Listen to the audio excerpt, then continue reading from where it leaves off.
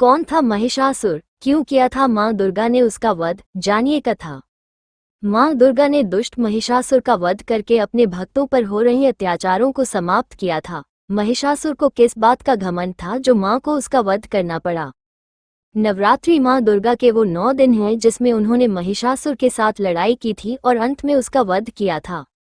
मां दुर्गा को दुष्टों को नष्ट करने और अपने भक्तों को वरदान देने के लिए जान जाता है। मां दुर्गा ने दुष्ट महिषासुर का वध करके अपने भक्तों पर हो रहे अत्याचारों को समाप्त किया था। लेकिन हर कोई नहीं जानता है कि महिषासुर कौन था और मां दुर्गा ने किस तरह उसका वध किया था। इसलिए आज हम आपके लिए लेकर आए हैं वो कथा जिसके कारण से महिषासुर का वध हुआ। वर प्राप्त करके लौटने के बाद महिषासुर समस्त दैत्यों का राजा बन गया। उसने दैत्यों की विशाल सेना का गठन कर पाताल लोक और मृत्यु लोक पर आक्रमण कर समस्त को अपने अधीन कर लिया। फिर उसने देवताओं के इंद्रलोक पर आक्रमण किया। इस युद्ध में भगवान विष्णु और शिव ने भी देवताओं का साथ दिया, लेकिन महिषासुर के हाथों सभी को पराजय का सामना करना पड़ा और देवलोक पर भी महिषासुर का अधिकार हो गया। वो त्रिलोकाधिपति बन गया।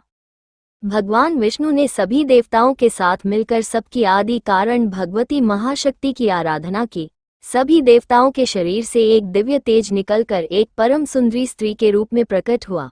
हिमवान ने भगवती की सवारी के लिए सिंह दिया तथा सभी देवताओं ने अपने अपने अस्त्र शस्त्र महामाया की सेवा में प्रस्तुत किए। भगवती ने देवताओं पर प्रसन्न होकर उन्हें शीघ्र ही महिषासुर के भय से मुक्त करने का आश्वासन दिया।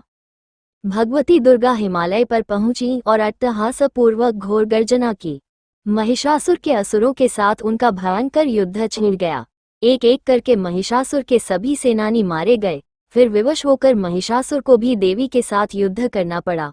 महिषासुर ने अनेक प्रकार के मायक रूप बनाकर देवी को छल से मारने का प्रयास किया, लेकिन अंत में भगवती ने अपने चक्र से महिषासुर का मस्तक काट दिया।